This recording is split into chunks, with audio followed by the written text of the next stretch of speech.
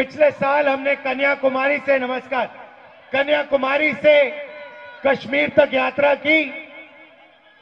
4000 kilometre हम चले। यात्रा का लक्ष्य भारत को जोड़ने का था। जो देश में आरएसएस और बीजेपी ने नफरत फैला रखी है, हिंसा का माहौल बना रखा है, उसके खिलाफ हमने यात्रा की। और यात्रा का बहुत अच्छा नतीजा निकला कि देश में लोगों को पता लगा कि दो विचारधाराओं के बीच में लड़ाई है। एक विचारधारा नफरत की, हिंसा की, और दूसरी विचारधारा मोहब्बत, आदर, प्रेम की।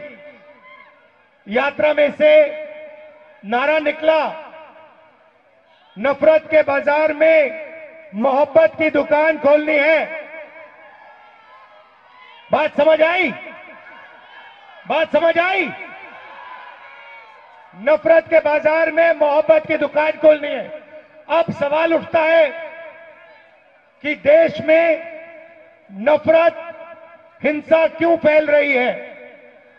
इसका कारण भाइयों और बहनों अन्याय है।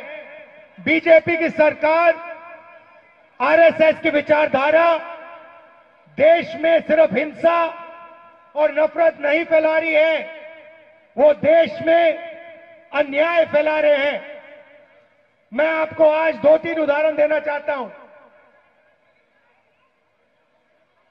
पूरा का पूरा फायदा,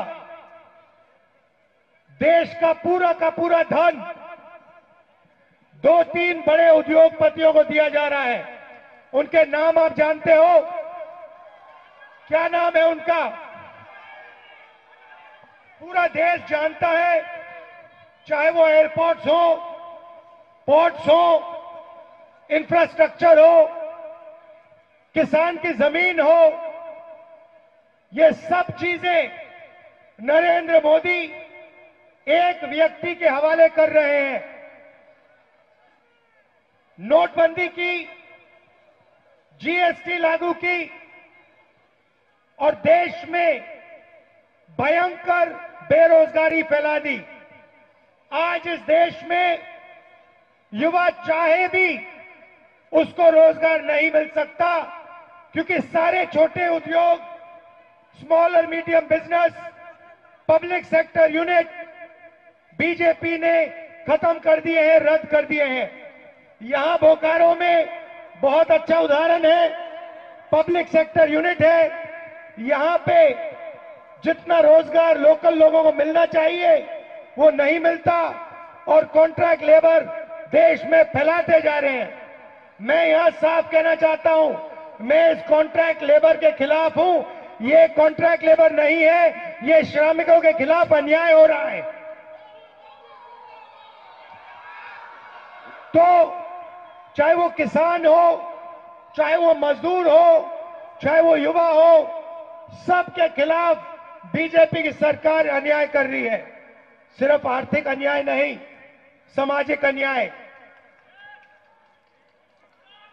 आदिवासियों की जमीन छीनी जाती है, उनको अपना हक नहीं दिया जाता। दलितों को दबाया जाता है, और ओबीसी वर्ग जो है उनका जो हक है, हाँ अभी आएंगे आपके पास, आ जाइए, ऊपर आ जाइए।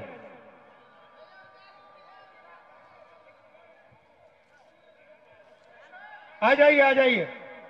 देखिए, मैं यात्रा में हम लोगों से बात करते हैं, 7-8 घंटे हम बात करते हैं। 15-20 मिनट हम अपनी बात रखते हैं। मेरी मीटिंग होती रहती है, मैं किसानों से मिलता हूं, मजदूरों से मिलता हूं, लेबर यूनियन के लोगों से मिलता हूं, युवाओं से मिलता हूं, सेना को जिनसे निकाला गया 1,50,000 युवाओं को, उनके रिप्रेजेंटेटिव से मिलता हूं, अग्निवीरों से मिलता हूं।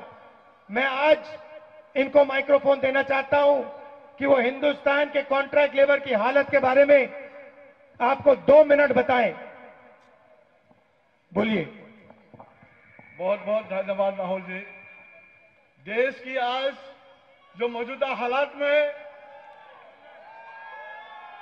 100% मजदूरों का में 98% ठेका मजदूर काम करते हैं, जिसका संख्या देश में 50 करोड़ से भी अधिक है, लेकिन उसका हालात सबसे बदतर से बदतर हो जा रहा है। जो कांग्रेस का टाइम में 1923 में जो कानून बना कॉम्पेंसेशन एक्ट, 1926 में जो ट्रेड यूनियन एक्ट, 1937 में जो पेमेंट ऑफ वेजेस एक्ट, देश का आजादी का पहला दिन 1947 में इंडस्ट्रियल डिस्प्यूट एक्ट बनाया, मिनिमम वेजेस एक्ट बनाया, बोनस एक्ट बनाया, समान काम का समान वेतन बनाया। लेकिन आज मोदी सरकार ने ये तमाम कानून को ध्वजिया उड़ा के नया कानून लाया, जो कॉर्पोरेट का पूंजीपतियों का हाथ में दे दिया, करोड़ों करोड़ों मजदूरों को असहाय बेबस उनको अन्याय में डाल दिया। आज राहुल जी झारखंड में आया, स्वागत है। जो करोड़ों करोड़ जो मजदूर है, ठेका मजदूर है, उनका जो अन्याय हो रहा है, उनको न्याय में लाने उनसे आग्रह है, उनसे इंश्योर करने के लिए उनसे बहुत बहुत धन्यवाद है। भैया आप मुझे एक बात बताओ, आप नहीं सुनिए सुनिए, आप मुझे एक बात बताओ, मुझे ये बात समझ नहीं आती है। देखिए, आप लेबर की आवाज हो, आपने मजदूरों के लिए काम किया, आपने मुझे बताया कि 30-40 साल आपने काम किया। आप मुझे बताइए, ये जो मीडिया वाले हैं, आपकी बात कभी क्यों नहीं रखते? आपको मीडिया में देश कभी देख नहीं पाता, मजदूरों की आवाज नहीं आती, किसानों की आवाज नहीं आती, बेरोजगार युवाओं की आवाज नहीं आती। आप देश को बताइए कि मजदूरों की आवाज मीडिया पे, टेलीविजन पे क्यों नहीं आती? मजदूर देश का निर्माण क्या है? मजदूर देश को बनाया है, निर्माण क्या है? अब मजदूरों का, मेहनत का, जनता का जो आवाज है, उस आवाज को उठाने का जिम्मेवारी मीडिया का है। लेकिन मीडिया कॉर्पोरेट घराना का ही हिफाजत में, उनका ही कारण, उनके लिए ही प्रबंधन सरकार लिए काम करते हैं। उसी ने गरीब मेहनत कश मजदूरों का आवाज को ना उठा के उनका साथ अन्याय किया जा रहा है। बिल्कुल, इसीलिए मैंने आपको यहां खड़ा किया है कि वो मजबूर, उनको चॉइस ना मिले, वो अब आपको दिखाना पड़ेगा। इसलिए मैंने आपको यहां खड़ा किया।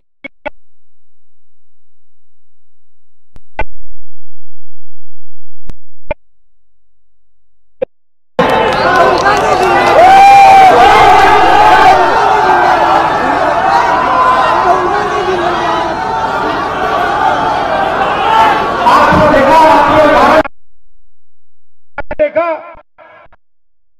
इसका समर्थन को लगेगी।